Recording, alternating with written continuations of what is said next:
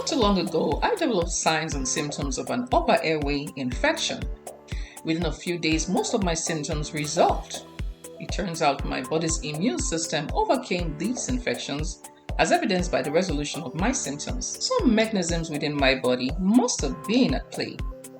This process, involving a cascade of mechanisms whereby the body rids itself of offending agents or stimuli such as infections, toxins, or trauma, is called inflammation. Inflammation is necessary as a protective response of the body. You think about it. The body is constantly exposed to harmful agents or conditions. You have allergens, viruses, toxins, trauma. The inflammatory process is essential to mitigate the potential harm of offending stimuli.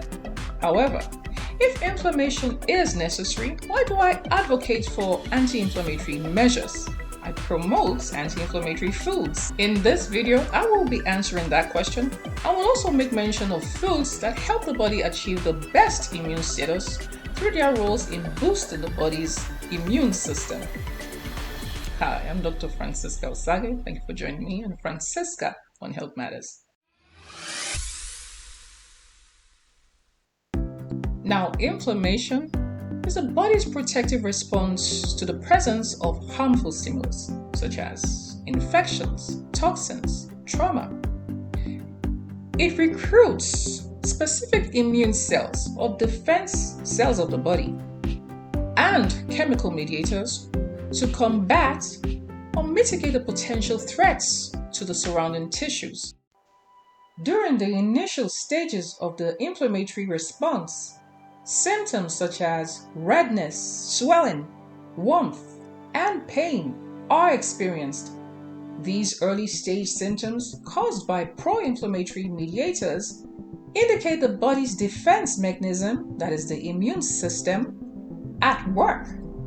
However, these processes are meant to last only for a short duration, during which the offending stimuli are attacked, eliminated, or neutralized. Now, there are certain physiological changes that occur within the surrounding tissues that enable these processes. The completion of the initial phase is followed by a recovery phase, also called the resolution phase.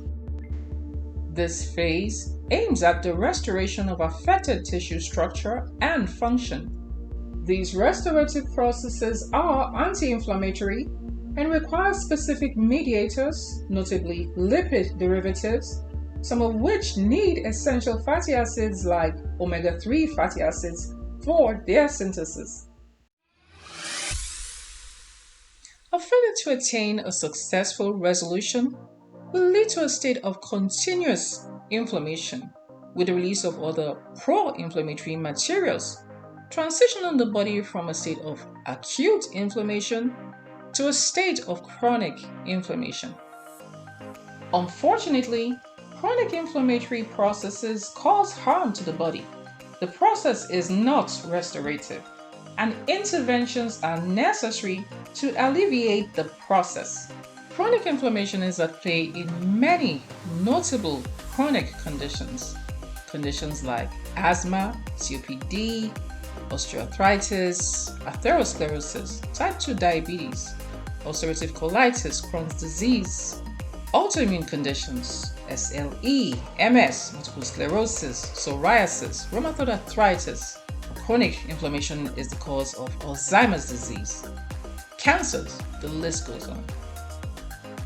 These anti-inflammatory responses are therefore necessary to control the inflammatory processes.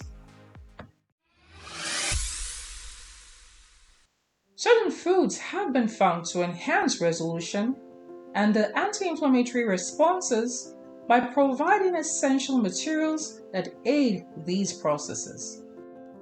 Notable foods include fish oils and other sources of healthy fats such as olive oils and avocados. You have whole grains like brown rice and oats, nuts and seeds like almonds, walnuts, flax seeds. You have fruits such as berries, cherries, oranges, and tomatoes.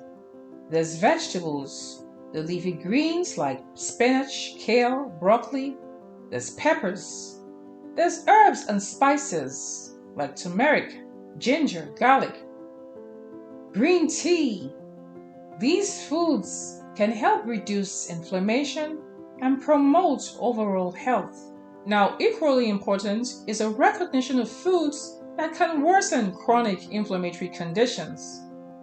These include refined carbohydrates and sugars, red meats and processed meats, trans fats, alcohol, gluten, certain dairy products like whole milk, cheese, ice creams. Now, I hope this information helps you in making the right choices for your diets and staying healthy. Thanks for watching. Again, I hope you found this informative and educative. And if you've had, please subscribe. And I'll see you in the next one.